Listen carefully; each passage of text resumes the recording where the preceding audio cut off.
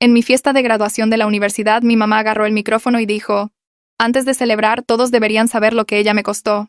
Miren mi panza. Se levantó el vestido enfrente de 200 invitados, mostrando la piel floja y las estrías. Hace 22 años, esta desagradecida destruyó mi carrera de modelo. Estaba firmada con Elite Management antes de que ella llegara. Mi tía Raquel intentó quitarle el micrófono, pero mamá la empujó. Se suponía que esta era mi cena de celebración en el club campestre después de obtener mi título de enfermería, pero mamá estaba haciendo todo sobre sus sueños destruidos otra vez. Había estado tomando champaña desde el mediodía y se ponía más escandalosa con cada copa. Todos ustedes piensan que es tan maravillosa graduándose con honores, pero no saben lo que sacrifiqué. Papá se levantó de su silla viéndose avergonzado, pero nunca la detenía cuando se ponía así. Mi novio Jacobo me apretó la mano bajo la mesa mientras mis abuelos miraban sus platos. Mamá siguió aunque la gente estaba empezando a irse. Pude haber estado en portadas de revistas, pero en vez de eso me puse gorda y quedé arruinada porque alguien decidió nacer 3 semanas antes. Me estaba señalando ahora. Y su voz estaba agarrando ese tono filoso que significaba que esto iba a empeorar. El mesero dejó de servir comida y solo se quedó contra las paredes viendo este desastre suceder. Mi agente me dejó el día que le dije que estaba embarazada. Estaba llorando ahora, pero no eran lágrimas de tristeza. Eran lágrimas de enojo que había visto toda mi vida cada vez que miraba fotos viejas de ella misma. La semana de la moda era en 2 meses y tenía reservados 8 desfiles. Mi hermanito Tomás, que tenía 19 años y todavía vivía en la casa, empezó a grabar con su celular. No para publicar en ningún lado, sino porque habíamos aprendido a documentar los arranques públicos de mamá para las sesiones de terapia. ¿Quieren saber lo que ella realmente me costó? Mamá caminó hacia mi mesa todavía sosteniendo el micrófono inalámbrico. Mi grupo de amigas de la escuela de enfermería se veían horrorizadas porque nunca habían visto este lado de ella. Ella usualmente era tan encantadora y perfecta cuando otras personas estaban cerca, guardando el veneno real para cuando estábamos solas. $2 millones, eso es lo que valía mi contrato por 5 años. Golpeó su mano en la mesa haciendo que los vasos de agua saltaran. Hice las cuentas cada año en tu cumpleaños. Jacobo se levantó como si fuera a decir algo, pero agarré su brazo porque confrontarla solo hacía que las cosas escalaran más rápido. Por eso me vas a pagar de vuelta empezando el próximo mes. Todos se quedaron callados y hasta el gerente del club campestre que había estado cerca de la puerta dejó de moverse. ¿De qué estás hablando? Finalmente hablé aunque sabía que involucrarme era un error. Tu bono de firma del hospital. $30,000. Eso me toca a mí. Sacó papeles de su bolsa y los aventó en la mesa. Levanté los papeles y vi que eran algún tipo de contrato que ella misma había hecho, no documentos legales de verdad. ¿Estás loca? Las palabras salieron antes de poder detenerlas. ¿Loca? Soy una madre que renunció a todo. Pudiste ir a la universidad porque trabajé 3 empleos después de que mi carrera de modelo murió. Esto era mentira. Papá pagó mi universidad y ella no había trabajado desde que yo tenía 5 años. Vives en mi casa sin pagar renta. Otra mentira. Me había mudado a los 18 y pagaba mi departamento trabajando de noche en el hospital mientras iba a la escuela. Cada cana y arruga es por el estrés que me causaste al arruinar mi cuerpo. Se volteó para dirigirse a todo el salón otra vez como si estuviera dando un discurso. Nunca pude viajar a París o Milán. Nunca pude salir con Leonardo DiCaprio. La gente de hecho se rió de eso, lo cual la hizo enojar más. Él estuvo en la misma fiesta que yo una vez en 1999 y mi agente dijo que me notó. Tía Raquel intentó intervenir otra vez. Diana, necesitas parar esto ahora mismo.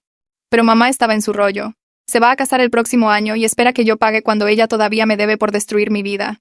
Jacobo se veía confundido porque no estábamos comprometidos y ni siquiera habíamos hablado de matrimonio todavía. Encontré el recibo del anillo en el carro de Jacobo. Sonrió como si nos hubiera cachado en algún crimen.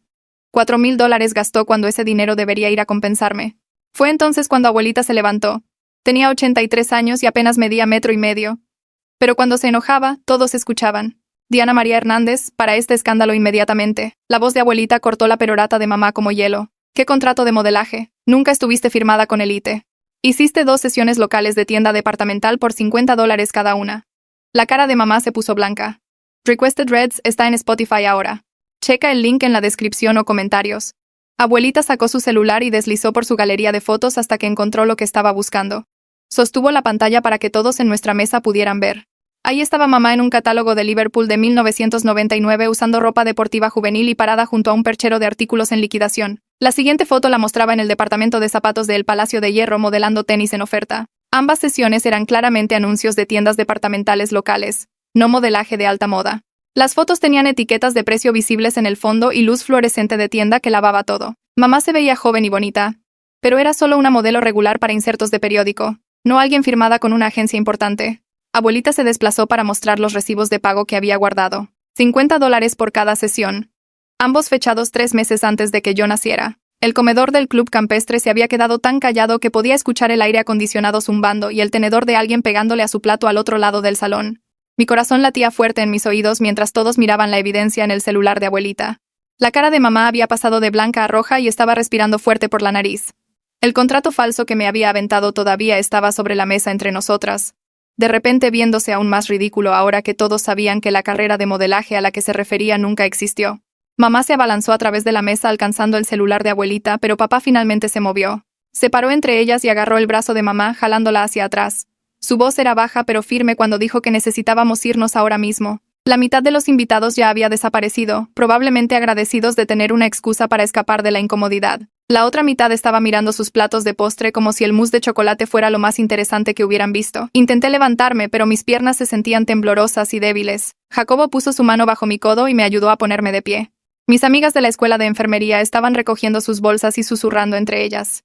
El gerente del club campestre estaba cerca de la salida viéndose estresado y probablemente calculando cuánto drama estaba dispuesto a tolerar antes de echarnos a todos. Tomás todavía estaba grabando en su celular, capturando cada segundo del arranque de mamá para documentación. Tía Raquel tenía su brazo alrededor de abuelita, quien estaba guardando su celular en su bolsa con manos temblorosas. Mamá estaba llorando ahora, lágrimas de verdad esta vez en lugar de las lágrimas de performance de enojo de antes. Llegamos al estacionamiento y fue entonces cuando mamá perdió completamente el control.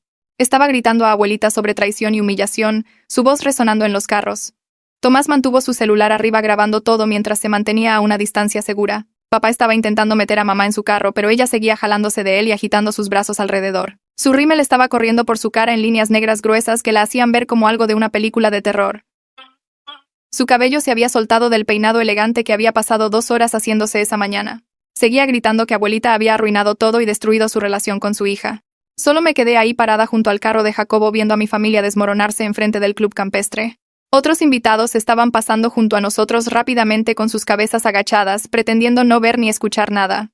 Algunas personas que reconocí del trabajo de papá le dieron miradas de lástima, pero nadie se detuvo a ayudar. La voz de mamá se estaba poniendo ronca de tanto gritar, pero no se detenía. Estaba diciendo cosas sobre cómo abuelita siempre había estado celosa de su belleza y cómo todos en la familia habían conspirado contra ella.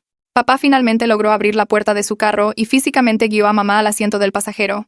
Ella todavía estaba gritando cuando cerró la puerta y caminó alrededor al lado del conductor, viéndose 10 años más viejo de lo que había estado al inicio de la cena. Jacobo me llevó de regreso a mi departamento y no podía dejar de temblar. Mis manos estaban temblando tan fuerte que tiré mis llaves 2 veces intentando meterlas en la cerradura. Jacobo me quitó las llaves gentilmente y abrió la puerta él mismo. Dentro de mi departamento todo se veía normal y pacífico, lo cual se sentía mal de alguna manera después de lo que acababa de pasar. Jacobo me guió al sofá y fue a hacer té en mi cocina. Me senté ahí mirando la pared intentando procesar las últimas 2 horas. 22 años de ser culpada por destruir una carrera que nunca existió en primer lugar. 22 años de mamá mirándome con resentimiento y enojo porque pensaba que le había robado sus sueños. Cada cumpleaños cuando mencionaba el contrato de modelaje. Cada vez que se miraba en el espejo y se quejaba de su cuerpo. Cada foto familiar donde se paraba un poco alejada de mí, como si no pudiera soportar estar muy cerca. Todo estaba basado en una mentira que se había dicho a sí misma tantas veces que de verdad la creía. Jacobo regresó con 2 tazas de té de manzanilla y se sentó junto a mí. No intentó hacerme hablar o decirme que estaría bien. Solo se sentó ahí estando presente mientras yo intentaba darle sentido a lo que había aprendido. No pude dormir esa noche aunque estaba exhausta. Jacobo se había ido a casa alrededor de medianoche después de asegurarse de que estaba bien. Seguía pensando en la cara de mamá cuando abuelita mostró esas fotos. El shock y la rabia y algo más debajo de todo. Tal vez vergüenza o miedo. Alrededor de las 2 de la mañana me rendí con lo de dormir y abrí mi laptop. Empecé a buscar en Google Elite Management, agencia de modelaje, y su roster de 1999. El sitio web de la agencia todavía estaba activo y tenían una sección de archivo con fotos de todas sus modelos de cada año desde los 80s. Cliqué por 1998, 1999 y 2000 mirando cientos de caras. El nombre de mamá no aparecía en ningún lado. Intenté buscar en el sitio directamente Diana Hernández y no obtuve resultados. Encontré foros de modelaje viejos y tableros de mensajes de finales de los 90s y busqué en esos también. Nada. Pasé 3 horas revisando sitios web archivados y publicaciones viejas de la industria del modelaje. El nombre de mamá nunca apareció ni una sola vez en ninguna capacidad.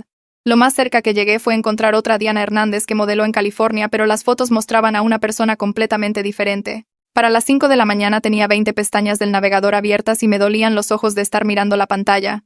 Pero tenía prueba definitiva de que mamá nunca había sido firmada con Elite Management ni con ninguna otra agencia de modelaje importante. Tomás apareció en mi departamento a las 7 de la mañana todavía usando su traje de la fiesta. Su corbata estaba floja y colgando chueca y tenía ojeras oscuras bajo sus ojos. Estaba cargando su laptop metida bajo un brazo. Abrí la puerta y caminó directo a mi mesa de cocina sin decir nada. Se veía como si no hubiera dormido nada y yo probablemente me veía igual. Puso su laptop y la abrió jalando una carpeta etiquetada con solo una fecha de hace 5 años. Giró la pantalla hacia mí y dijo que necesitábamos hablar sobre todo lo que mamá nos había hecho a ambos. Su voz era plana y cansada. Me senté frente a él y cliqueó play en el primer video. Era mamá en nuestra cocina gritándole a Tomás adolescente sobre algo. La marca de fecha mostraba que era de cuando él tenía 14. Tenía cientos de estos videos, todos cuidadosamente fechados y organizados. Había estado documentando sus arranques por 5 años y yo no tenía idea. Pasamos toda la mañana viendo videos que Tomás había grabado en secreto desde que tenía 14. Estaba mamá gritándole por sacar un 8 en álgebra, llamándolo estúpido y flojo. Estaba mamá culpándolo por el aumento de peso de papá, diciendo que el estrés de tener otro hijo hizo que papá comiera demasiado. Estaba mamá diciéndole que arruinó su figura aún peor que yo porque él fue un bebé más grande. Video tras video de ella gritando y llorando y culpándolo por todo lo malo en su vida. No tenía idea de que era así de malo para él también. Me había mudado a los 18 y construido mi propia vida. Pero Tomás había estado atrapado en esa casa lidiando con esto solo por años. Algunos de los videos me hicieron llorar, algunos me hicieron enojar. Todos me hicieron darme cuenta de cuánto había fallado en proteger a mi hermanito al enfocarme solo en mi propia escapada. Tomás se sentó ahí viéndome ver los videos sin expresión en su cara. Los había visto tantas veces que ya no lo afectaban. Solo necesitaba que yo viera con lo que había estado viviendo mientras yo estaba fuera en la universidad construyendo mi carrera de enfermería. Tomás cerró la laptop y sacó un diario de su mochila. Dijo que había estado en terapia por 2 años sin decirles a nuestros papás. Su terapeuta había estado ayudándolo a documentar el abuso sistemáticamente. Abrió el diario y vi páginas y páginas de entradas en la escritura ordenada de Tomás. Cada entrada tenía una fecha, una descripción de lo que mamá hizo o dijo y cómo lo hizo sentir. Había entradas sobre ella culpándonos por cosas que no eran nuestra culpa. Entradas sobre ella inventando historias sobre su pasado y enojándose cuando alguien las cuestionaba. Entradas sobre ella comparándonos con los hijos imaginarios que podría haber tenido si no hubiéramos arruinado su cuerpo y carrera. Había cientos de entradas que se remontaban 2 años. El terapeuta de Tomás le había enseñado a escribir todo conforme pasaba para que tuviera un registro claro en lugar de solo recuerdos dolorosos. Pasó las páginas mostrándome el patrón. El comportamiento de mamá había empeorado con el tiempo. No mejorado. Las mentiras se habían vuelto más grandes y más detalladas. La culpa se había vuelto más intensa. Tomás dijo que su terapeuta lo llamaba trastorno narcisista de la personalidad con posible pensamiento delirante. Dijo que ambos habíamos sido víctimas de abuso emocional toda nuestra vida. Mi celular empezó a vibrar en la mesa y miré la pantalla. 37 llamadas perdidas de mamá y papá. Lo levanté y vi las notificaciones de buzón de voz acumulándose. Lo puse en altavoz y reproduje el primero. Mamá estaba llorando y disculpándose diciendo que no quiso decir nada de eso, y todos solo malentendieron. El segundo buzón de voz estaba más enojado. Estaba diciendo que la avergoncé enfrente de todos y que debía haberla defendido contra las mentiras de abuelita. El tercero estaba aún peor. Estaba gritando sobre qué tan desagradecida era después de todo lo que sacrificó. Los buzones de voz se volvieron progresivamente más desquiciados hasta alrededor del número 20 cuando la voz de papá tomó el control. Sonaba cansado y estaba pidiéndome por favor que solo llamara de vuelta para que pudiéramos hablar como adultos y resolver esto. Dijo que mamá estaba muy alterada y necesitaba escuchar de mí. Dijo que la familia era importante y no podíamos dejar que una mala noche destruyera nuestras relaciones. Escuché los 37 buzones de voz mientras Tomás se sentaba frente a mí. Cuando el último terminó, levanté mi celular y borré cada uno sin responder. Tomás asintió como si entendiera completamente. Jacobo regresó alrededor del mediodía con 2 bolsas de súper. Se dejó entrar con la llave extra que le había dado meses atrás y nos encontró a Tomás y a mí sentados en mi mesa de cocina rodeados de evidencia. La laptop de Tomás estaba abierta mostrando un video pausado de mamá a mitad de perorata. Su diario estaba extendido con entradas visibles. Mi propia laptop tenía 20 pestañas abiertas sobre agencias de modelaje. Mi celular estaba boca abajo en la mesa después de que finalmente apagué el tono. Jacobo captó toda la escena y no dijo nada, solo empezó a desempacar las bolsas del súper y hacer almuerzo para todos nosotros. Había traído cosas para sándwiches y fruta y papas. Comida fácil que no requería mucho pensamiento. No dijo te lo dije aunque había estado sugiriendo gentilmente por meses que el trato de mamá hacia mí no era normal. La había conocido una docena de veces y visto cómo actuaba. La dulzura falsa en público y los pequeños comentarios cortantes cuando pensaba que nadie más estaba escuchando. Me había hecho preguntas cuidadosas sobre mi infancia y escuchado cuando la cepillaba. Ahora solo estaba presente y asegurándose de que Tomás y yo comiéramos algo porque ambos habíamos olvidado que la comida existía. Hizo 3 sándwiches de pavo y los trajo a la mesa con botellas de agua. Tomás y yo comimos mecánicamente mientras Jacobo se sentaba con nosotros en silencio de apoyo. Alrededor de las 2 de la tarde, mi celular empezó a vibrar en la mesita de café donde lo había dejado boca abajo. Jacobo lo levantó y miró la pantalla antes de pasármelo. Tía Raquel estaba llamando, lo cual era inusual porque normalmente solo mandaba mensajes de texto. Contesté y escuché su voz sonando más firme de lo que esperaba después de todo lo que pasó. Preguntó si estaba bien. Y de verdad esperó a que respondiera en lugar de meterse con sus propias opiniones. Le dije que todavía estaba procesando todo y ella dijo que eso era completamente normal después de lo que mamá me hizo pasar en la fiesta. Explicó que abuelita estaba bien pero bastante sacudida por toda la confrontación y estaba descansando en su casa. Raquel dijo que había querido exponer las mentiras de mamá por años, pero nunca encontró el momento correcto hasta que abuelita simplemente no pudo más. Hablamos por casi 20 minutos y ella siguió checando cómo me sentía en lugar de poner excusas por el comportamiento de mamá. Antes de colgar me dijo que la llamara en cualquier momento que necesitara hablar, y que estaba orgullosa de mí por graduarme a pesar de todo lo que mamá me había hecho pasar. Después de que la llamada terminó, sentí esta mezcla rara de alivio y tristeza porque era lindo tener a un adulto en mi familia que de verdad se preocupaba por mis sentimientos. El lunes por la mañana llegó demasiado rápido y tuve que prepararme para mi primer turno real en el hospital como enfermera oficial en lugar de estudiante. Me paré en mi baño cepillándome los dientes y mirando mi reflejo preguntándome si mamá de verdad aparecería y causaría una escena. Mis manos estaban temblando mientras me ponía mi uniforme médico y seguía checando mi celular por mensajes aunque sabía que no debía involucrarme con ella. Jacobo se había quedado el domingo por la noche y me hizo desayuno antes de irme, pero apenas pude comer nada. El camino al hospital tomó 15 minutos y pasé todo el tiempo ensayando lo que le diría a mi supervisora sobre la situación familiar. Cuando llegué a la estación de enfermeras, mi supervisora Linda ya estaba ahí revisando expedientes de pacientes. Pregunté si podía hablar con ella en privado por un minuto y nos metimos al cuarto de descanso. Expliqué tan tranquilamente como pude que había algo de drama familiar pasando y mi madre podría intentar contactarme en el trabajo. Linda no pidió detalles, lo cual aprecié, y solo dijo que le avisara inmediatamente si había cualquier problema.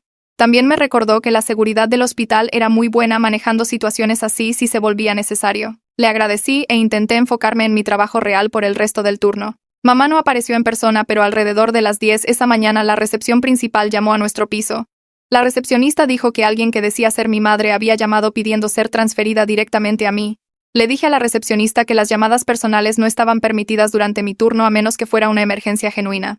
Como una hora después la recepción llamó otra vez diciendo que la misma mujer había llamado de nuevo. Luego otra vez al mediodía y una vez más a las 2. Para la cuarta llamada la recepcionista sonaba molesta y me dijo que le había informado a la que llamaba que las llamadas personales requerían estatus de emergencia. Aparentemente mamá dijo que era una emergencia, pero cuando la presionaron no pudo explicar cuál era la emergencia real. La recepcionista dijo que había bloqueado el número de llamar a la línea principal otra vez y lo registró en caso de problemas futuros. Me sentí avergonzada de que mamá ya estaba causando problemas en mi nuevo trabajo, pero también agradecida de que el personal del hospital lo estaba tomando en serio. Mi celular vibró durante mi descanso y vi un mensaje de Tomás. Dijo que mamá había perdido completamente el control cuando llegó a casa de mi departamento el domingo por la noche. Le exigió su celular para poder borrar todos los videos que había grabado, pero él se negó a dárselo. Tomás ya había respaldado todo en la nube de todos modos, así que aunque ella obtuviera su celular, la evidencia todavía existiría. Mamá intentó castigarlo, lo cual era ridículo, ya que tenía 19 años y estaba por empezar su segundo año de universidad. También amenazó con quitarle su carro, aunque papá lo había comprado para él, y lo puso a nombre de Tomás. El mensaje decía que estaba en serio buscando departamentos cerca del campus para el próximo semestre porque no podía lidiar con ella más. Le mandé mensaje de vuelta que lo ayudaría a buscar lugares y tal vez incluso ayudar con la renta si la necesitaba. Tener a Tomás todavía viviendo en casa con mamá se sentía peligroso ahora que todo estaba al descubierto. El miércoles por la tarde mi celular sonó con el número de papá, lo cual me agarró desprevenida porque él nunca llamaba durante horas de trabajo. Estaba en mi hora de almuerzo sentada en mi carro en el estacionamiento del hospital comiendo un sándwich. Su voz sonaba cansada y más vieja de alguna manera cuando contesté. Preguntó si podíamos reunirnos para café para hablar sin que mamá estuviera presente. Me sentí sospechosa inmediatamente porque papá usualmente iba junto con lo que mamá quisiera, y no podía descifrar su ángulo, pero también estaba curiosa sobre lo que diría cuando ella no estuviera controlando la conversación. Acordamos encontrarnos el jueves en una cafetería cerca del hospital durante mi hora de almuerzo. El jueves llegué a la cafetería 10 minutos temprano, y ordené un café con leche mientras esperaba. Papá apareció justo a tiempo viéndose más desgastado de lo que lo había visto jamás. Las líneas alrededor de sus ojos parecían más profundas y su cabello se veía más canoso de lo que había estado en la graduación apenas hace 5 días. Nos sentamos en una mesa de esquina lejos de otras personas y él revolvió su café negro por mucho tiempo antes de hablar. Admitió que siempre había sabido que mamá exageraba sobre su carrera de modelaje, pero no se dio cuenta de que la había construido a este nivel extremo en su propia mente. Dijo que ver a abuelita exponer la verdad enfrente de todos le hizo ver qué tan mal se habían puesto las cosas. Papá se disculpó por no proteger a Tomás y a mí mejor a través de los años y su voz de hecho se quebró un poco cuando lo dijo. Quería creerle, pero había escuchado cosas similares antes que nunca llevaron a cambio real. Le pregunté directamente por qué nunca detuvo a mamá cuando se iba en sus peroratas sobre cómo arruinamos su vida. Papá miró hacia abajo a su taza de café y no tenía una buena respuesta lista. Habló sobre querer mantener la paz y pensar que eventualmente superaría esto. Mencionó que su propia madre había sido difícil y demandante, así que había aprendido temprano a solo quedarse callado y evitar conflicto. Escuchándolo poner excusas, me di cuenta de que había estado permitiendo el comportamiento de mamá por décadas. Cada vez que se veía avergonzado pero no intervenía, estaba eligiendo los sentimientos de ella sobre nuestra seguridad. Cada vez que dejaba que nos culpara por su infelicidad, nos estaba enseñando que lo merecíamos. Le dije que quedarse callado no era lo mismo que ser inocente y él asintió, pero no creo que entendió completamente lo que quise decir. Terminamos nuestro café y preguntó si podíamos reunirnos otra vez la próxima semana. Dije tal vez, pero necesitaba tiempo para pensar sobre qué tipo de relación podía tener con él hacia adelante. Esa noche no pude dormir, así que empecé a revisar fotos familiares viejas y documentos en cajas que había traído de la casa años atrás. Saqué el anuario de preparatoria de mamá de 1994 y pasé cada página buscando cualquier mención de modelaje o clubes de moda. No estaba en ninguno de ellos. El único club del que había sido parte era el club de teatro en segundo año, y ni siquiera estaba en ninguna de las fotos de producción. Encontré sus transcripciones universitarias de la universidad comunitaria a la que había asistido por un semestre antes de abandonar. Había tomado cursos básicos como inglés y matemáticas y sacado en su mayoría 6. Nada sobre moda o modelaje o algo que apoyara sus historias. Seguí escarbando en papeles y encontré declaraciones de impuestos viejas de los años después de que nací. No había ingresos listados por trabajo de modelaje o ningún tipo de empleo en la industria del entretenimiento. Los ingresos de papá estaban listados, pero la sección de mamá estaba en blanco año tras año. Cada pieza de evidencia que encontraba probaba que la carrera por la que me había culpado de destruir nunca había existido en primer lugar. El viernes por la tarde abuelita apareció en mi departamento cargando 2 cajas grandes de fotos familiares viejas y papeles. Dijo que había estado esperando el momento correcto para mostrarme la verdad sobre el pasado de mamá, y ahora parecía ser ese momento. Extendimos todo en el piso de mi sala y pasamos horas revisándolo mientras abuelita me contaba historias. Me mostró fotos de mamá como adolescente viéndose normal y bonita, pero no como alguien siendo reclutada por agencias de modelaje. Había fotos del breve tiempo de mamá en la universidad comunitaria donde se veía feliz y normal. Abuelita señaló que en todas las fotos familiares de finales de los 90, mamá ya estaba creando historias dramáticas sobre oportunidades perdidas y gente que le había hecho mal. Explicó que mamá siempre había sido dramática y buscaba atención incluso de niña, pero no era dañino en ese entonces. Después de que abuelita se fue alrededor de las 10, esa noche me senté rodeada de evidencia de quién mi madre realmente era versus quien me había dicho que era toda mi vida. Abuelita regresó el sábado por la mañana con café y bolillos y continuamos revisando las cajas. Explicó que el comportamiento de mamá empeoró significativamente después de que me tuvo. El embarazo había sido difícil y mamá subió 27 kilos, lo cual era normal, pero se obsesionó con eso. En lugar de aceptar que su cuerpo había cambiado como los cuerpos de la mayoría de las mujeres después de tener un bebé, empezó a crear esta fantasía sobre una carrera de modelaje robada. Abuelita dijo que intentó meter a mamá en terapia en ese entonces, pero mamá se negó y se enojó con la sugerencia. A través de los años la fantasía creció más grande y más detallada hasta que mamá parecía de verdad creerla ella misma. Abuelita me mostró el portafolio de modelaje real que mamá había armado en 1999. Contenía exactamente 4 fotos. Las 2 sesiones de tienda departamental que abuelita había mencionado en la fiesta. Una foto básica de cara que parecía venir del estudio de retratos de Sears y una foto de una exhibición local de carros donde mamá estaba parada junto a un Corvette rojo usando jeans y una camiseta sin mangas. Eso era todo. Esa era la carrera completa de modelaje de la que había estado hablando por 22 años. 4 fotos y 2 cheques de $50. Sostuve el portafolio delgado en mis manos y sentí esta combinación extraña de enojo y tristeza porque había construido toda su identidad y todo su resentimiento hacia mí en algo que apenas existía. Miré el portafolio delgado sintiendo esta mezcla rara de enojo y tristeza lavarse sobre mí, porque toda mi infancia había sido moldeada por algo que apenas existía. 22 años de que me dijeran que destruí sus sueños y todo estaba basado en 4 fotos y $100 en total. Abuelita empacó las cajas y me abrazó antes de irse diciéndome que estaba orgullosa de mí por finalmente ver la verdad. No pude dormir esa noche, así que solo me senté en mi sofá mirando esas 4 fotos una y otra vez, intentando entender cómo alguien construye una identidad completa alrededor de nada. Tomás apareció en mi departamento la tarde siguiente todavía usando su uniforme de trabajo del súper donde tenía un empleo de verano. Se veía exhausto y se dejó caer en mi sofá sin siquiera decir hola primero. Le hice café y esperé a que hablara porque podía decir que algo lo estaba molestando. Sacó su celular y me mostró un mensaje de su terapeuta preguntando si estaría dispuesto a hacer una sesión familiar con mamá y papá. Su terapeuta pensó que podría ayudar a todos a comunicarse mejor y empezar a sanar las dinámicas familiares. Tomás se rió cuando lo leyó en voz alta y no fue una risa feliz. Dijo que no había manera de que mamá alguna vez accediera a terapia porque eso significaría admitir que tenía un problema. Estuve de acuerdo con él, pero parte de mí se preguntaba si el desastre de la fiesta de graduación la había sacudido suficiente para considerarlo. Tomás negó con la cabeza y me dijo que ya había tomado su decisión sobre algo más. Se estaba mudando para el semestre de otoño y había estado ahorrando dinero de sus empleos en el súper específicamente para que mamá no pudiera usar las finanzas para controlarlo. Tenía casi $3,000 ahorrados y su situación de compañeros de cuarto ya estaba arreglada. Me sentí orgullosa de él y culpable al mismo tiempo porque me había escapado a mi propio departamento años atrás, pero lo dejé solo en esa casa. Tomás dijo que no estaba enojado conmigo por irme y que entendía que tenía que salvarme a mí misma primero. Hablamos por 2 horas sobre sus planes y cómo iba a decirles a mamá y papá. Decidió esperar hasta mediados de agosto, justo antes del día de mudanza, para que ella tuviera menos tiempo de sabotear sus planes o hacerlo sentir culpable para quedarse. Mi celular sonó 2 días después de un número que no reconocía con mi código de área. Casi no contesté porque pensé que podría ser mamá llamando del celular de alguien más para evitar que yo ignorara sus llamadas, pero algo me hizo contestar y la voz de una mujer se presentó como la mamá de Jacobo. Dijo que Jacobo le había contado lo que pasó en mi fiesta de graduación y quería contactarme directamente. Me sentí avergonzada de que la familia de Jacobo supiera sobre mi desastre de madre, pero ella fue muy amable al respecto. Explicó que era abogada de derecho familiar y su práctica se enfocaba en casos involucrando abuso parental y explotación financiera. Había visto situaciones como la mía antes y quería que supiera que tenía opciones para protegerme legalmente. Ofreció revisar el contrato falso que mamá había hecho exigiendo mi bono de firma si quería mandarle fotos de él. Le agradecí y dije que lo pensaría, pero honestamente estaba abrumada por la idea de involucrar abogados. Después de colgar, Jacobo me mandó mensaje preguntando si su mamá había llamado y si estaba bien con que él le contara lo que pasó. Le dije que estaba bien y que su mamá parecía muy amable. Dijo que ella había estado queriendo ayudar desde que le contó sobre el incidente del club campestre y que lidiaba con papás narcisistas en sus casos todo el tiempo. Esa noche saqué el contrato falso que mamá había aventado en la mesa en la fiesta. Lo había metido en el cajón de mi escritorio e intentado olvidarme de él, pero ahora lo miré más cuidadosamente. Estaba escrito en papel de computadora regular y tenía lugares para firmas en el fondo.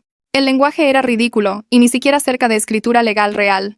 Básicamente decía que le debía a mamá $2 millones por destruir su carrera de modelaje y que mi bono de firma del hospital sería el primer pago hacia esta deuda. Había cláusulas sobre pagos futuros y tasas de interés y penalidades si me negaba a pagar. Tomé fotos de las 3 páginas y le mandé mensaje a Jacobo pidiendo el correo de su mamá.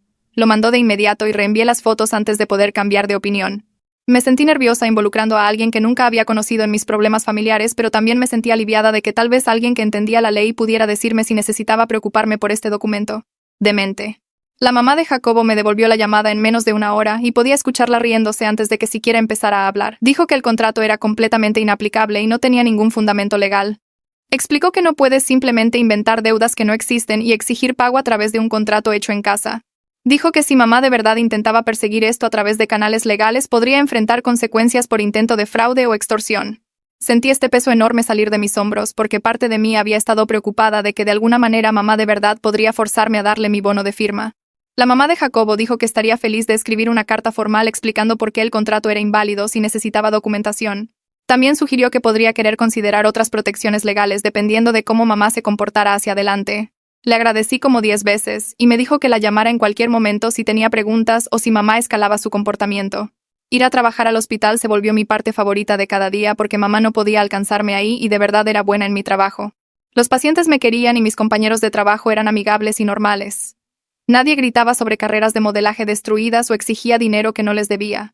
Era solo trabajo regular donde ayudaba a la gente y me sentía útil. Mi supervisora notó que parecía estresada durante mi 2ª semana y me llevó aparte durante el descanso de almuerzo. Preguntó si todo estaba bien en casa y le di una versión breve de la situación de la fiesta de graduación. Fue muy comprensiva y me contó sobre el programa de asistencia para empleados del hospital que incluía sesiones de consejería gratis para miembros del personal. Dijo que muchas enfermeras usaban el programa porque el trabajo de cuidado de salud era estresante y a veces la vida personal se complicaba también. Me dio una tarjeta con la información de contacto y dije que puse la tarjeta en mi casillero y pensé sobre eso por el resto de mi turno. Llamé al número del programa de asistencia para empleados la mañana siguiente y me programaron con una terapeuta llamada Maeve Harding para la semana siguiente. La recepcionista dijo que Maeve se especializaba en trauma familiar y problemas de relaciones. Me sentí nerviosa sobre la cita toda la semana porque nunca había estado en terapia antes y no sabía qué esperar. Cuando finalmente me senté en la oficina de Maeve, ella tenía ojos amables y una voz calmada que me hizo sentir menos ansiosa. Me pidió que le contara qué me trajo y empecé a explicar sobre la fiesta de graduación. Antes de darme cuenta estaba llorando y no podía parar. Lloré por 40 minutos seguidos mientras le contaba sobre el arranque público de mamá y abuelita exponiendo sus mentiras y el contrato falso y cómo había pasado 22 años siendo culpada por destruir una carrera que nunca existió. Maeve me pasó pañuelos y me dejó llorar sin intentar hacerme parar o decirme que no era tan malo. Cuando finalmente me calmé suficiente para respirar, normalmente dijo que lo que estaba describiendo sonaba a trastorno narcisista de la personalidad del libro de texto con abuso emocional a largo plazo. Explicó que los papás narcisistas a menudo crean narrativas de fantasía elaboradas para justificar su comportamiento y mantener control sobre sus hijos. Escuchar a alguien con entrenamiento profesional validar que esto no era normal y no era mi culpa me hizo llorar de nuevo. Maeve y yo nos reunimos cada semana después de esa primera sesión, y ella me ayudó a entender cosas que nunca había visto claramente antes. Explicó que la humillación pública en la graduación no era de verdad el problema principal. Era solo el momento cuando la disfunción se volvió visible para todos los demás. Dijo que había estado viviendo con este abuso toda mi vida y solo ahora estaba empezando a reconocerlo por lo que realmente era. Me ayudó a ver patrones en el comportamiento de mamá, como cómo me aislaba de amigos que cuestionaban su trato hacia mí, cómo saboteaba mi confianza al constantemente recordarme que arruiné su vida, cómo hacía todo sobre su sufrimiento sin importar qué le estuviera pasando a alguien más. Maeve dijo que estas eran tácticas de control narcisistas clásicas y que mamá probablemente las había aprendido de su propia madre basándose en lo que abuelita me había dicho. Entender la psicología detrás del comportamiento de mamá no hizo que doliera menos, pero me ayudó a dejar de culparme. Empecé a darme cuenta de que nada de lo que había hecho podría haber prevenido que mamá actuara así, porque el problema estaba dentro de ella, no por algo que hice al nacer. Tomás apareció en mi departamento tarde una noche alrededor de las 11 sin mandar mensaje primero. Abrí la puerta y se veía terrible, como si hubiera estado llorando por horas. Entró y se sentó en mi sofá y solo miró la pared por unos minutos. Le hice té y esperé porque podía decir que necesitaba decir algo difícil. Finalmente me contó algo que nunca le había dicho a nadie antes. Cuando tenía 16, mamá se puso muy borracha una noche después de que papá se fue a dormir temprano. Tomás estaba haciendo tarea en la cocina y mamá entró y empezó una de sus peroratas sobre cómo su vida había sido destruida. Pero esta vez dijo algo nuevo. Le dijo a Tomás que deseaba haber abortado con él también porque al menos entonces podría haber recuperado su cuerpo más rápido después de tenerme a mí. Dijo que 2 hijos habían destruido completamente cualquier oportunidad que tenía de recuperar su carrera de modelaje. Tomás dijo que solo se quedó ahí congelado mientras ella seguía hablando sobre cuánto se arrepentía de haber tenido hijos. Había estado cargando esa conversación por 3 años y nunca le contó a su terapeuta o papá o a nadie. Dijo que la grabó en su celular como grababa todos sus arranques. Pero nunca había podido ver el video otra vez. Me moví al sofá y puse mis brazos alrededor de Tomás mientras lloraba en mi hombro. Seguí diciendo lo siento una y otra vez porque no sabía qué más decir. Me sentí como la peor hermana del mundo por estar tan enfocada en mi propia supervivencia que no vi qué tan mal estaba para él. Tomás se apartó y dijo que no era mi trabajo protegerlo de nuestra propia madre. Dijo que ambos éramos solo niños intentando lidiar con un papá que nunca debió haber tenido hijos en primer lugar. Nos sentamos ahí por mucho tiempo sin hablar, solo estando juntos en nuestro entendimiento compartido de lo que era crecer en esa casa. Antes de que Tomás se fuera, hicimos un pacto de apoyarnos mutuamente hacia adelante sin importar lo que pasara con mamá y papá. Prometimos ser honestos entre nosotros sobre cómo estábamos, y no dejar que la manipulación de mamá nos separara. Tomás dijo que tenerme como hermana era lo único bueno que salió de nacer en esta familia y eso me hizo llorar otra vez. Tía Raquel me llamó unos días después e invitó a Tomás y a mí a cenar en su casa sin nuestros papás. Dijo que quería hablar con nosotros sobre historia familiar que deberíamos saber. Fuimos un sábado por la tarde y ella había preparado una buena comida. Después de comer sacó álbumes de fotos viejos y empezó a contarnos historias sobre crecer con Diana. Explicó que su madre, quien era nuestra otra abuelita, había muerto cuando yo tenía 3, así que apenas la recordaba. Raquel dijo que su madre también era narcisista y emocionalmente abusiva, justo como mamá lo era ahora. Nos contó sobre cómo abuelita volaba en rabias por nada y culpaba a sus hijas por arruinar su vida. Dijo que Diana había aprendido estos patrones de su madre y ahora los estaba repitiendo con Tomás y conmigo. Raquel nos mostró fotos de su madre viéndose enojada en casi cada foto, incluso en celebraciones familiares. Dijo que había pasado años en terapia lidiando con el daño de su infancia, y por eso había mantenido algo de distancia de Diana de adulta. Podía ver los mismos patrones emergiendo y no quería permitirlos o exponer a sus propios hijos a esa toxicidad. Aprender sobre el trauma generacional me ayudó a entender de dónde venía el comportamiento de mamá. Pero Raquel fue clara en que entender no era lo mismo que excusarlo. Dijo que Diana tenía opciones sobre cómo tratar a sus propios hijos y había elegido continuar el ciclo de abuso en lugar de romperlo. Raquel nos abrazó a ambos antes de irnos y nos dijo que la llamáramos en cualquier momento que necesitáramos a alguien con quien hablar que entendiera cómo Diana realmente era.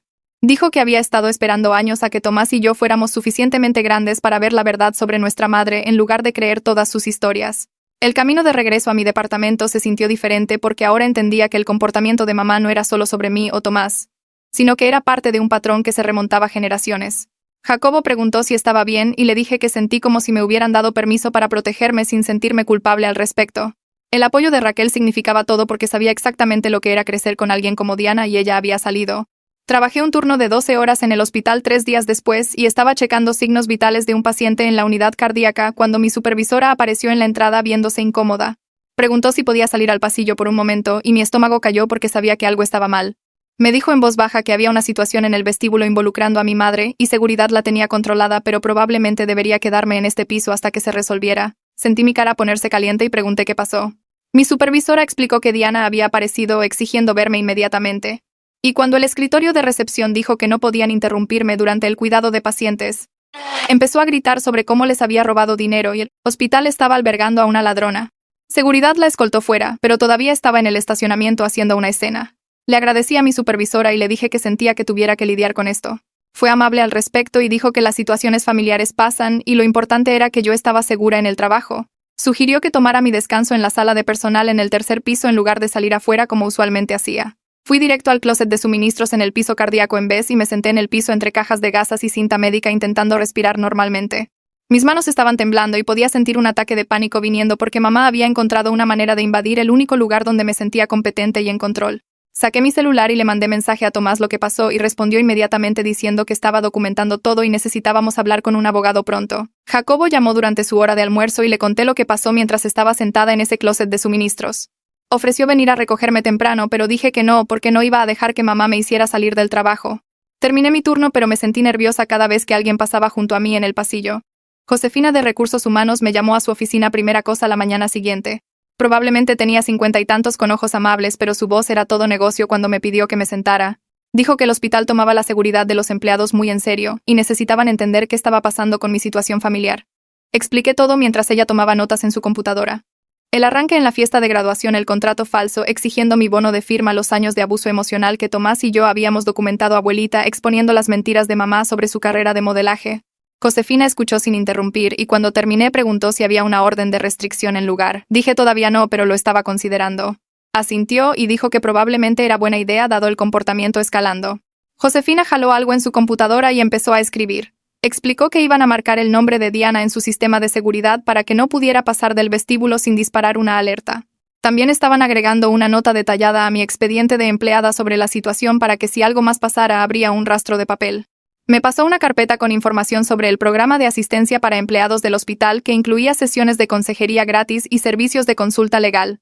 Dijo que debería seriamente considerar hablar con un abogado sobre protegerme legalmente porque lo que mi madre hizo ayer podría ser considerado acoso e intento de interferencia con mi empleo. Tomé la carpeta y le agradecí por manejar todo tan profesionalmente. Me dijo que fuera directamente a ella si Diana intentaba algo más y que no dudara en llamar a seguridad si me sentía insegura. Hice una cita con Antonio Díaz, el abogado familiar que Josefina recomendó para el final de la semana. Su oficina estaba en un edificio del centro cerca de la corte, y cuando entré cargando una carpeta llena de los videos de Tomás y documentación, sentí que estaba tomando mi vida en serio por primera vez. Antonio era más joven de lo que esperaba, tal vez finales de los 30, y me hizo sentarme y contarle todo desde el principio. Le mostré los videos que Tomás había grabado a través de los años, el contrato falso que mamá creó exigiendo mi bono de firma, declaraciones de testigos de la gente en la fiesta de graduación y la documentación del hospital de ella apareciendo en mi lugar de trabajo. Vio 3 de los videos sin decir nada y podía ver su mandíbula poniéndose más tensa conforme la voz de mamá llenaba su oficina. Antonio dijo que definitivamente teníamos bases para una orden de restricción si quería perseguirla. Explicó que el proceso tomaría unas semanas y requeriría una audiencia de corte donde ambos lados pudieran presentar evidencia. También sugirió documentar todo hacia adelante porque basándose en el patrón que estaba viendo, mamá probablemente escalaría más antes de retroceder. Preguntó si Tomás estaría dispuesto a testificar si llegaba a eso y dije que sí. Antonio me dijo que pensara sobre si estaba lista para tomar este paso legal porque una vez que presentáramos no habría vuelta atrás y probablemente haría a mamá más enojada en el corto plazo. Le dije que hablaría con Tomás y Jacobo y le devolvería la llamada dentro de una semana. Dijo que estaba bien y que le llamara inmediatamente si mamá hacía algo más amenazante o aparecía en mi trabajo otra vez. Papá me llamó esa tarde y su voz sonaba tensa cuando preguntó si podíamos por favor solo tener cena como familia y hablar las cosas como adultos. Me senté en mi sofá mirando mi celular y le dije que lo consideraría solo si mamá accedía a 3 condiciones. Tenía que reconocer que la carrera de modelaje fue exagerada y nunca estuvo firmada con Elite Management. Tenía que disculparse públicamente por humillarme en mi fiesta de graduación en frente de 200 personas y tenía que acordar empezar terapia familiar con un profesional licenciado. Papá estuvo callado por mucho tiempo y luego dijo que hablaría con ella al respecto. Le dije que esas condiciones eran no negociables y si se negaba incluso a una de ellas no estaba interesada en tener cena o cualquier otra reunión familiar. Dijo que entendía y me llamaría de vuelta en un par de días. Papá llamó de vuelta 2 días después y podía decir por su voz cuál era la respuesta antes de que dijera nada. Mamá se negó a las 3 condiciones. Estaba diciendo que abuelita había mentido sobre las fotos de modelaje porque estaba celosa de la belleza y éxito de Diana. Dijo que yo fui manipulada por la familia de Jacobo que quería voltearme contra ella para poder controlarme, y ahora estaba diciendo que yo era la narcisista, y ella era la víctima de mi trato cruel. Papá sonaba exhausto cuando repitió todo esto y preguntó si había alguna manera en que pudiera ser flexible con las condiciones. Le dije que no y que había terminado de intentar tener una relación con alguien que no podía reconocer hechos básicos sobre la realidad. Empezó a discutir, pero lo corté y dije que tenía que irme. Después de colgar le mandé mensaje a Tomás que necesitábamos avanzar con la orden de restricción. Tomás se mudó a un departamento cerca del campus de su universidad 3 semanas antes de lo que había planeado originalmente. Encontró 2 compañeros de cuarto a través de un tablero de vivienda del campus y firmó el contrato usando dinero que había ahorrado de su trabajo de verano en el súper. Mamá descubrió dónde estaba el departamento de alguna manera y apareció el día de mudanza gritando sobre traición a través de la puerta de enfrente. El compañero de cuarto de Tomás abrió la puerta y mamá lo empujó hacia la sala exigiendo saber por qué su hijo la estaba abandonando. Tomás estaba parado ahí sosteniendo una caja de sus cosas y le dijo calmadamente que se fuera o llamaría a la policía. Ella empezó a llorar y decir que estaba rompiendo su corazón justo como yo lo había roto. Uno de los compañeros de cuarto de Tomás se adelantó y dijo muy claramente que necesitaba dejar la propiedad inmediatamente o ellos llamarían a la policía. Mamá miró alrededor a los 3 de ellos y debe haber dado cuenta de que no iba a ganar esta porque se fue todavía gritando sobre hijos desagradecidos. Tomás me mandó mensaje 1 hora después diciendo que se sentía libre por primera vez en toda su vida. Mi primera sesión con Maeve, la terapeuta, se volvió citas semanales porque había tanto que procesar. Me ayudó a ver patrones que nunca había reconocido antes. Cómo mamá me aislaba de amigos que cuestionaban su comportamiento haciéndome sentir culpable por pasar tiempo lejos de la familia. Cómo saboteaba mi confianza al constantemente señalar mis defectos mientras se elogiaba a sí misma. Cómo hacía todo sobre su sufrimiento para que yo aprendiera a minimizar mis propios sentimientos y necesidades. Maeve me mostró ejemplos de mis propias historias de cómo mamá retorcería situaciones para hacerse la víctima incluso cuando claramente era la agresora. Me sentí enojada conmigo misma por no verlo antes, pero Maeve dijo que eso era normal porque los niños están programados para confiar en sus papás, y toma años reconocer abuso cuando viene de alguien que se supone te ama. Josefina me llamó a su oficina otra vez una semana después y mi estómago cayó porque asumí que mamá había hecho algo más. Caminé adentro esperando malas noticias, pero Josefina casi estaba sonriendo cuando me dijo que me sentara. Dijo que mamá había llamado al administrador del hospital directamente diciendo que le había robado dinero y exigiendo que mi bono de firma le fuera dado a ella en vez de a mí. El administrador aparentemente se rió y le dijo que así no era como funcionaban los contratos de empleo y si llamaba otra vez lo considerarían acoso. Josefina dijo que estaban documentando esta llamada junto con todo lo demás, y de hecho fortalecía mi caso si decidía perseguir acción legal. Me senté ahí sintiendo una mezcla rara de alivio de que el administrador había cerrado a mamá y horror de que todavía estaba intentando sabotear mi trabajo y mi dinero. Josefina me dijo que este comportamiento mostraba escalada clara, y debería realmente considerar esa orden de restricción más pronto que tarde. Caminé directo de la oficina de Josefina a mi carro y me senté ahí temblando por 5 minutos antes de poder siquiera meter la llave en el encendido. Mamá llamando al administrador del hospital para intentar redirigir mi bono de firma a ella estaba más allá de cualquier cosa que había imaginado que haría. Ya no solo me estaba avergonzando en eventos familiares. Estaba activamente intentando sabotear mi carrera y robar mi dinero. Saqué mi celular y encontré la tarjeta de presentación que Antonio me había dado semanas atrás cuando Josefina primero sugirió que podría necesitar protección legal. Mis manos todavía estaban temblando mientras marcaba su número. Contestó al segundo timbre y le conté todo lo que acababa de pasar. Antonio escuchó sin interrumpir y cuando terminé dijo que teníamos más que suficiente evidencia ahora para una orden de restricción. La documentación del hospital de los intentos repetidos de mamá de contactarme en el trabajo. El registro del administrador de ella exigiendo mi bono de firma. Los videos de Tomás de la fiesta de graduación. Declaraciones de testigos de 200 invitados que vieron su arranque público. Dijo que podía empezar el papeleo inmediatamente si estaba lista para avanzar. Le dije que sí sin dudar. Algo había cambiado en mí sentada en ese estacionamiento. Ya no tenía miedo. Estaba enojada y protectora de la vida que había construido para mí misma. Esa tarde Jacobo vino a mi departamento con comida para llevar y me encontró sentada en el sofá rodeada de papeleo que Antonio me había mandado por correo para revisar y firmar. Jacobo puso la comida y preguntó si estaba bien y me di cuenta de que había estado tan enfocada en manejar esto sola que no lo había dejado ayudar de verdad. Se sentó junto a mí y preguntó si quería que hablara con su mamá sobre la situación legal ya que ella se especializaba en derecho familiar. Lo miré y sentí algo soltarse en mi pecho. Había estado intentando protegerlo del alcance completo de la disfunción de mi familia, pero él estaba ofreciendo ayudar y necesitaba dejarlo. Dije que sí, y él inmediatamente sacó su celular para mandarle mensaje. Dentro de 20 minutos su mamá me había llamado directamente y pasó 1 hora en el teléfono repasando cada detalle del comportamiento de mamá. Dijo que conocía a Antonio profesionalmente y era excelente en estos casos. También ofreció consultar en mi caso gratis si Antonio necesitaba una segunda opinión sobre algo. Después de colgar, Jacobo me ordenó comer la comida china ahora fría y me dijo que no tenía que ser fuerte todo el tiempo. Lloré por primera vez desde la fiesta de graduación y él solo me abrazó mientras lo dejaba todo salir. 2 días después, tía Raquel me llamó en el trabajo durante mi hora de almuerzo. Su voz sonaba cansada cuando me dijo que mamá estaba llamando a cada familiar que se le ocurría con una versión completamente diferente de lo que pasó en mi fiesta de graduación. Según la historia de mamá, yo había tomado demasiado y empecé a gritarle sin razón. Luego abuelita se unió para atacarla en grupo y ahora yo estaba intentando destruir su reputación por un simple malentendido. Raquel dijo que algunos de los familiares que no habían estado en la fiesta estaban creyendo la versión de mamá porque nunca habían visto su lado oscuro. Pero Raquel estaba llamando a todos de vuelta y dejando las cosas claras con cualquiera que escuchara. Les estaba diciendo sobre el contrato falso exigiendo mi bono de firma. Sobre mamá apareciendo en el hospital. Sobre los 22 años de culparme por una carrera de modelaje que nunca existió. Raquel dijo que la familia se estaba dividiendo en lados y se estaba poniendo feo. Pero quería que supiera que me apoyaba sin importar qué. Le agradecí y le dije que estaba buscando una orden de restricción. Hubo una pausa larga y luego Raquel dijo que pensaba que probablemente era lo más sano que podía hacer por mí misma. Dijo que deseaba haber hecho lo mismo con su madre años atrás antes de que muriera. Esa noche abrí mi correo y encontré un mensaje largo de abuelita con el título Historia familiar que debes saber. Me hice una taza de té y me acomodé para leerlo. Abuelita explicó que el papá de mamá, mi abuelo que murió de un ataque al corazón 2 años antes de que naciera, había sido un alcohólico severo que gritaba a todos en la casa. Llegaba a casa borracho y gritaba a abuelita y las niñas por horas sobre cómo habían arruinado su vida y lo atraparon en un trabajo aburrido cuando pudo haber sido algo importante. Mamá y Raquel crecieron caminando en cáscaras de huevo, nunca sabiendo que lo haría estallar. Abuelita escribió que mamá aprendió temprano que crear historias dramáticas sobre sí misma le daba atención positiva de maestros y amigos, mientras la verdad de su vida en casa era muy dolorosa para compartir. Mamá contaría mentiras elaboradas sobre vacaciones familiares que nunca tomaron y logros que nunca pasaron. Después de que su papá murió, mamá pareció empeorar en lugar de mejorar. Empezó a culpar a otras personas por todo lo malo en su vida, en lugar de lidiar con su propio dolor y trauma.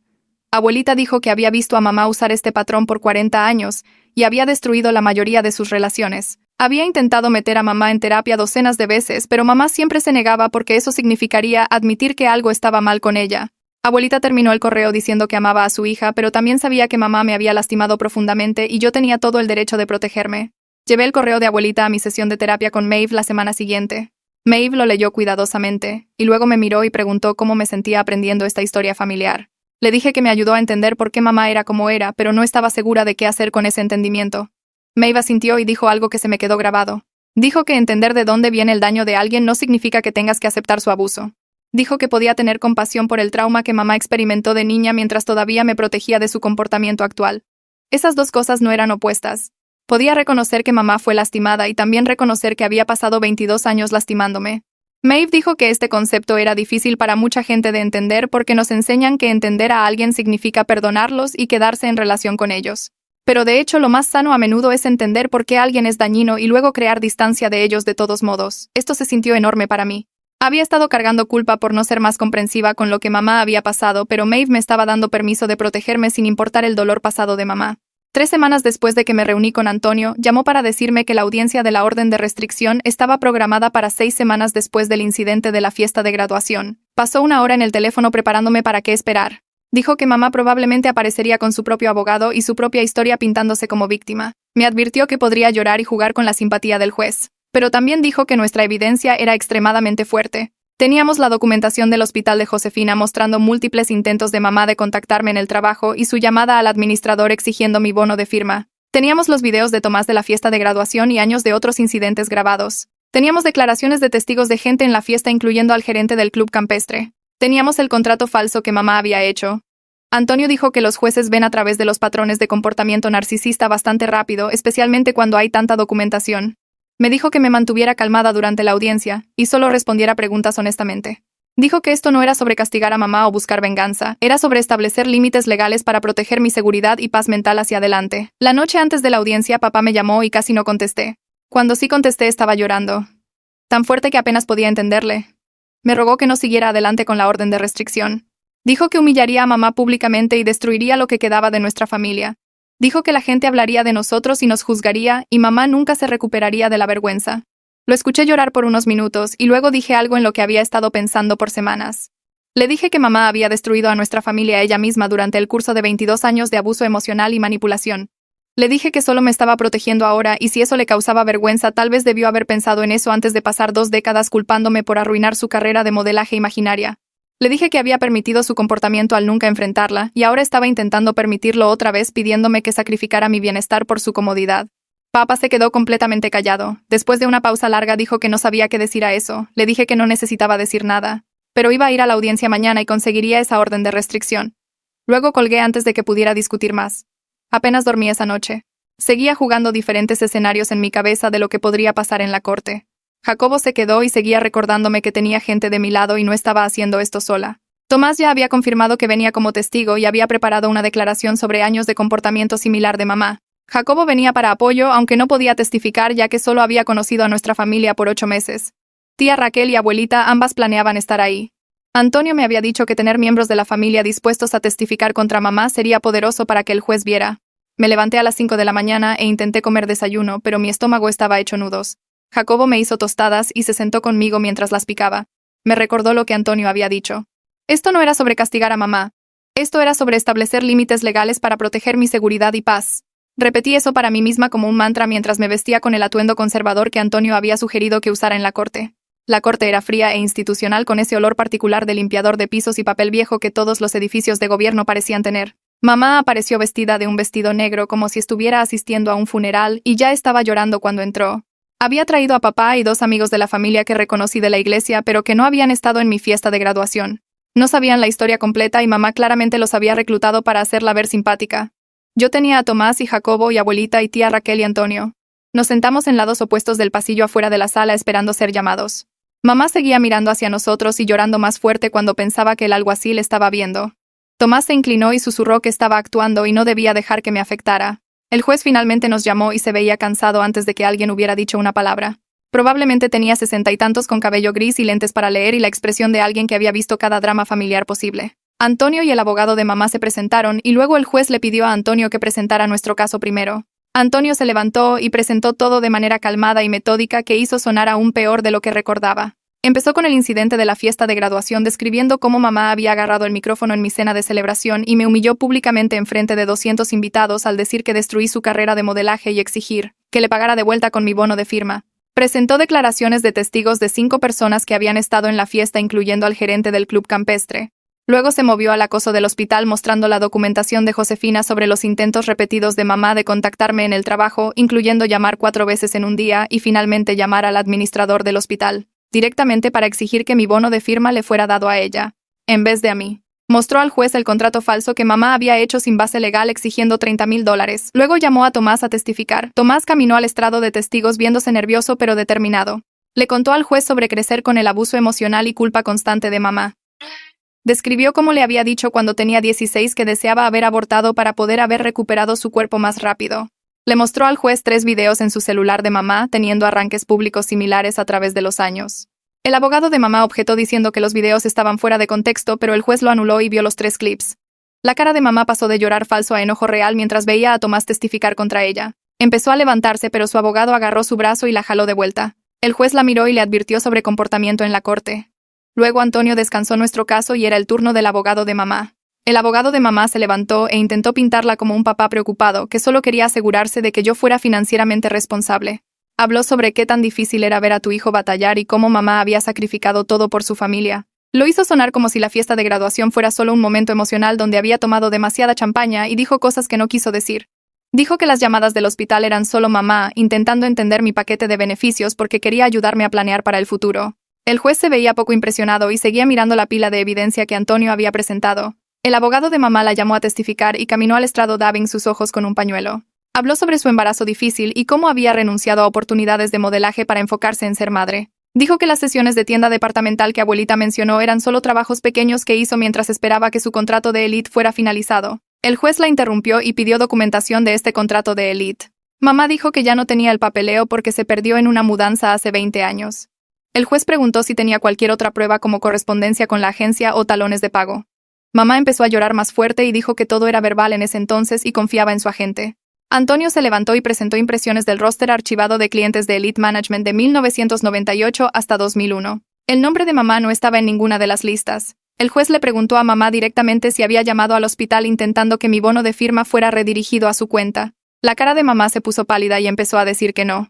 Pero luego el juez sostuvo registros de teléfono que Josefina había proporcionado mostrando 4 llamadas del número de mamá a la línea directa del administrador del hospital.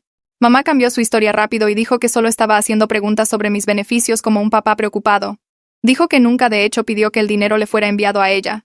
El juez leyó de una transcripción de una de las llamadas donde mamá específicamente dijo que el bono de firma debería ser pagado a ella para compensar por gastos médicos de mi nacimiento. Mamá empezó a llorar otra vez y dijo que debió haber estado confundida ese día. El juez no se veía como si le creyera para nada.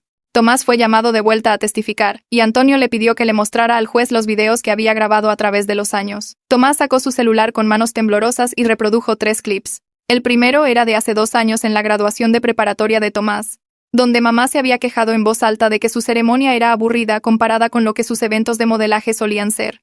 El segundo video mostraba a mamá en una cena familiar gritándole a Tomás por sacar un 7 en química y diciéndole que estaba desperdiciando las oportunidades que ella había sacrificado. El tercer video era de la Navidad pasada donde mamá había pasado 1 hora llorando sobre cómo sus hijos habían arruinado su cuerpo y robado sus sueños. En ese video podías escuchar a papá en el fondo diciéndole que se calmara pero sin hacer nada para detenerla. La cara de mamá cambió mientras el juez veía los videos. El llanto falso se detuvo y el enojo real tomó control. Su abogado intentó objetar diciendo que los videos fueron tomados fuera de contexto, pero el juez lo anuló y vio los 3 clips cuidadosamente.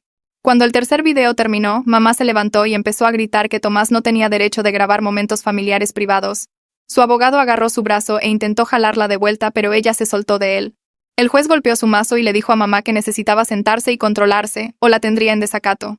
Mamá finalmente se sentó, pero estaba mirando a Tomás con pura rabia. El juez la miró por un momento largo y luego empezó a escribir notas en sus papeles. Antonio descansó nuestro caso y el juez dijo que había escuchado suficiente. Ni siquiera le preguntó al abogado de mamá si tenía otros testigos. El juez se quitó sus lentes y miró directamente a mamá. Dijo que basándose en la evidencia presentada, estaba otorgando una orden de restricción temporal. Mamá tenía que mantenerse al menos 100 metros lejos de mí, mi departamento y mi lugar de trabajo. No podía contactarme directamente por teléfono, correo electrónico, mensaje de texto o redes sociales. No podía hacer que alguien más me contactara en su nombre. La orden era buena por 6 meses y habría una audiencia de revisión en noviembre para determinar si debería ser extendida. Mamá empezó a gritar que esto era ilegal y tenía derechos como papá. El juez golpeó su mazo otra vez y dijo que si no se detenía inmediatamente la tendría en desacato y podría pasar la noche en la cárcel. Papá se extendió y puso su mano en el brazo de mamá, pero ella se lo sacudió. El juez explicó que la orden de restricción era necesaria basándose en el patrón de acoso y abuso emocional documentado en la evidencia. Dijo que el comportamiento de mamá en la fiesta de graduación combinado con sus intentos de interferir con mi empleo mostraba que era incapaz de respetar límites apropiados. Mamá seguía llorando y diciendo que esto no era justo, pero su abogado finalmente logró que se callara. El juez firmó la orden y entregó copias a ambos abogados. Antonio tomó la nuestra y me dio un pequeño asentimiento. Nos levantamos para irnos y mamá intentó seguirnos, pero el alguacil se paró enfrente de ella y le recordó que la orden era efectiva inmediatamente. Afuera de la corte, mamá estaba completamente perdiéndolo. Estaba gritando y llorando y papá estaba intentando sostenerla porque sus piernas parecían ceder. Caminamos hacia el estacionamiento y mamá nos vio. Empezó a gritar a través de la distancia que arruiné su vida justo como arruiné su cuerpo y destruí su carrera de modelaje. Su voz era tan fuerte que la gente caminando hacia la corte se volteó a mirar. Tomás gritó de vuelta que nunca tuvo una carrera de modelaje y fue entonces cuando mamá se abalanzó hacia adelante. Papá la agarró alrededor de la cintura y físicamente la sostuvo mientras ella se agitaba e intentaba llegar a nosotros. Jacobo puso su mano en mi espalda y me dirigió hacia su carro. Todavía podía escuchar a mamá gritando incluso después de que entramos y cerramos las puertas.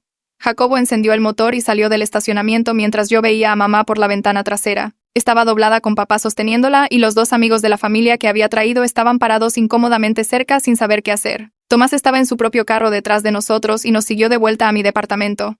Todo el camino me sentí entumecida como si estuviera viendo todo pasarle a alguien más. Mis manos estaban temblando y no podía hacer que pararan. Esa noche el bajón de adrenalina me pegó fuerte. Me senté en mi sofá y empecé a llorar y no pude parar por horas. Jacobo me abrazó y no intentó hacerme hablar o decirme que estaría bien. Solo se sentó ahí con sus brazos alrededor de mí mientras sollozaba. Tomás se quedó un rato también y todos nos sentamos juntos en mi sala sin decir mucho. Eventualmente Tomás se fue a casa y Jacobo me hizo comer algo aunque no tenía hambre. Me recordó que había hecho lo correcto aunque se sentía terrible.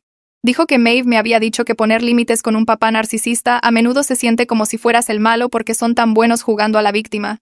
Sabía que esto era verdad, pero todavía dolía. Parte de mí se sentía como una hija horrible por conseguir una orden de restricción contra mi propia madre. Otra parte de mí se sentía aliviada de que legalmente no podía aparecer en mi departamento o mi trabajo más. Los 2 sentimientos peleaban entre sí en mi cabeza e hicieron todo peor. Jacobo se quedó esa noche y finalmente me dormí alrededor de las 3 de la mañana. 2 días después de la audiencia, alguien tocó en la puerta de mi departamento. Miré por la mirilla y vi a papá parado ahí solo. Se veía horrible como si no hubiera dormido desde la corte. Casi no lo dejé entrar, pero vio mi sombra a través de la mirilla y dijo que solo quería hablar. Abrí la puerta y entró lentamente como si tuviera miedo de que cambiara de opinión. Se sentó en mi sofá y puso su cabeza en sus manos. Me dijo que después de la audiencia mamá tuvo un colapso completo. Se había encerrado en su recámara por un día completo y cuando finalmente salió era diferente. Dijo que verla en la corte y ver toda la evidencia presentada así lo hizo finalmente ver claramente lo que había estado haciéndonos todos estos años. Dijo que estaba avergonzado de sí mismo por permitirla y no proteger a Tomás y a mí. Su voz se quebró cuando lo dijo y podía decir que lo decía en serio, pero también me sentí enojada de que tomó un juez y documentos legales para que finalmente entendiera. Había estado intentando decirle por años que el comportamiento de mamá no era normal. Papá admitió que había estado en negación sobre el comportamiento de mamá, porque enfrentarlo significaría reconocer que había fallado en proteger a sus hijos. Dijo que se había dicho a sí mismo que mamá solo era dramática o pasando por un momento difícil o lidiando con su propio trauma de infancia. Dijo que había puesto excusas por ella porque era más fácil que confrontar el problema. Me dijo que se estaba mudando al cuarto de visitas y le había dicho a mamá que tenía que empezar terapia o iba a pedir separación. Dijo que no podía seguir pretendiendo que todo estaba bien cuando su hija tuvo que conseguir una orden de restricción para sentirse segura. Quería creerle, pero era cautelosa. Papá había prometido enfrentar a mamá antes y nunca siguió adelante. Diría que hablaría con ella o pondría límites y luego una semana después todo volvería a la normalidad. Le dije que apreciaba lo que estaba diciendo, pero necesitaba ver que sus acciones coincidieran con sus palabras con el tiempo. Asintió y dijo que entendía. Preguntó si podía abrazarme y lo dejé. Se aferró por mucho tiempo y podía sentirlo temblando. Cuando se fue me sentí confundida sobre si este era cambio real o solo otra reacción temporal. Tomás y yo nos reunimos para café 3 días después en un lugar cerca del campus. Nos sentamos afuera aunque hacía calor porque ambos necesitábamos el ruido del tráfico y otras personas alrededor de nosotros. Tomás era más escéptico que yo sobre la revelación repentina de papá. Dijo que papá probablemente solo estaba reaccionando a las consecuencias legales y la vergüenza pública en lugar de verdaderamente entender el problema. Tomás me recordó que papá había visto el comportamiento de mamá por años y nunca hizo nada al respecto hasta que un juez forzó su mano. Hablamos sobre qué raro se sentía tener a otras personas finalmente ver lo que habíamos estado viviendo. Los videos que Tomás mostró en la corte eran solo una muestra pequeña de lo que mamá nos había hecho pasar. Pero fueron suficientes para que el juez entendiera. Acordamos mantener nuestros límites con ambos papás y ver si las acciones de papá coincidían con sus palabras con el tiempo. Tomás dijo que definitivamente no iba a regresar a vivir en casa incluso si papá prometía que las cosas serían diferentes. Ya había firmado un contrato para el próximo semestre y estaba trabajando horas extra en su trabajo de verano para asegurarse de que podía pagarlo sin ayuda de ellos. Le dije que estaba orgullosa de él y dijo lo mismo de mí. 3 semanas después de que la orden de restricción fue puesta en lugar recibí una carta entregada a mi departamento. Vino de la oficina del abogado de mamá, lo cual significaba que estaba siguiendo las reglas sobre no contactarme directamente. Me senté en mi sofá mirando el sobre por 10 minutos antes de abrirlo. La carta era de 2 páginas en la escritura de mamá. No era una disculpa exactamente, sino más de una explicación. Escribió sobre su infancia difícil con su propia madre narcisista, y cómo nunca aprendió maneras sanas de procesar sus sentimientos. Dijo que lamentaba la forma en que había actuado en mi fiesta de graduación y las cosas que había dicho a través de los años. Escribió que había empezado a ver a una terapeuta 2 veces por semana y estaba trabajando en entender su comportamiento. Dijo que esperaba que eventualmente pudiéramos reconstruir nuestra relación en términos más sanos. La carta hablaba mucho sobre sus sentimientos y sus batallas. Mencionó mi dolor solo brevemente al final. La leí 3 veces intentando descifrar cómo me sentía al respecto. Parte de mí quería creer que de verdad estaba cambiando. Otra parte de mí notó que incluso en una carta que se suponía era sobre disculparse había hecho todo sobre ella misma. Le mostré la carta a Maeve en mi próxima sesión de terapia. La leyó cuidadosamente y luego me preguntó qué pensaba al respecto. Dije que parecía progreso, pero algo se sentía mal. Maeve me ayudó a ver que era una no disculpa narcisista típica. Mamá reconoció algo de comportamiento, pero se presentó como la víctima de sus propias circunstancias. Habló sobre su infancia difícil y su terapia como si esas cosas explicaran el daño que causó. Dijo que lamentaba cosas, pero no tomó responsabilidad completa por ellas. La carta fue cuidadosamente redactada para hacer que pareciera que estaba siendo vulnerable y responsable mientras de hecho evitaba responsabilidad real. Maeve dijo que el cambio real toma años y no debía apresurarme a reconciliar solo porque mamá estaba diciendo algunas de las palabras correctas ahora. Me recordó que las acciones importan más que las palabras, y debía esperar para ver si el comportamiento de mamá de verdad cambiaba con el tiempo. Decidí guardar la carta pero no responder a ella. Mantendría los límites que había puesto y vería qué pasaba en los próximos meses. Se sentía como la elección correcta, aunque parte de mí quería creer que todo podría arreglarse rápidamente. Las próximas semanas en el hospital se acomodaron en un ritmo cómodo que se sentía casi extraño después de años de esperar la próxima crisis. Mi supervisora me llevó aparte una tarde después de que manejé una situación difícil de paciente sin romper el sudor. Me dijo que parecía diferente últimamente, más confiada y presente, como si finalmente me hubiera relajado en el trabajo en lugar de solo sobrevivirlo. Me di cuenta de que tenía razón. Sin las demandas emocionales constantes de mamá drenando mi energía antes de llegar al trabajo, de verdad tenía algo que darles a mis pacientes. Era mejor leyendo sus necesidades, más rápida para responder durante emergencias, más paciente cuando estaban asustados o confundidos.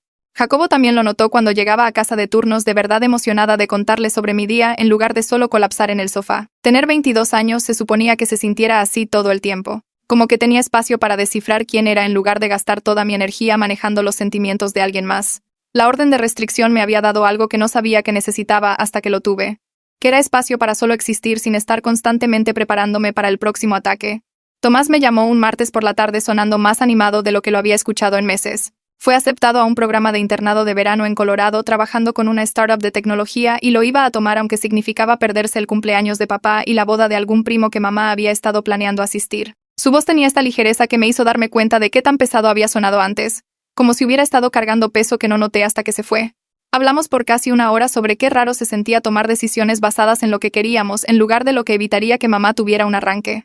Dijo que su terapeuta le dijo que la culpa era una respuesta normal cuando empiezas a poner límites con un papá que te entrenó a priorizar sus necesidades sobre las tuyas. Admití que todavía me sentía culpable a veces también, como si estuviera haciendo algo malo al protegerme cuando de hecho era lo más sano que cualquiera de nosotros había hecho. Tomás dijo que no iba a regresar a vivir en casa después de que el internado terminara, que ya había empezado a buscar departamentos cerca del campus para el próximo año. Le dije que estaba orgullosa de él y lo decía completamente. Jacobo y yo tuvimos una de esas conversaciones serias que sabes que viene, pero todavía hace que tu estómago se ponga tenso cuando de hecho pasa. Estábamos sentados en mi sofá después de la cena y sacó cómo mi situación familiar afectó nuestra relación en maneras que no habíamos discutido de verdad antes. No estaba enojado o amenazando con irse. Solo honesto sobre necesitar que siguiera trabajando en mi propia sanación para no traer esos patrones hacia adelante en lo que estábamos construyendo juntos. Señaló momentos cuando me cerraba en lugar de comunicar o asumía que estaba enojado cuando no lo estaba. Reacciones sobrantes de años de caminar en cáscaras de huevo alrededor de los humores de mamá. Aprecié su honestidad, aunque dolió un poco escuchar.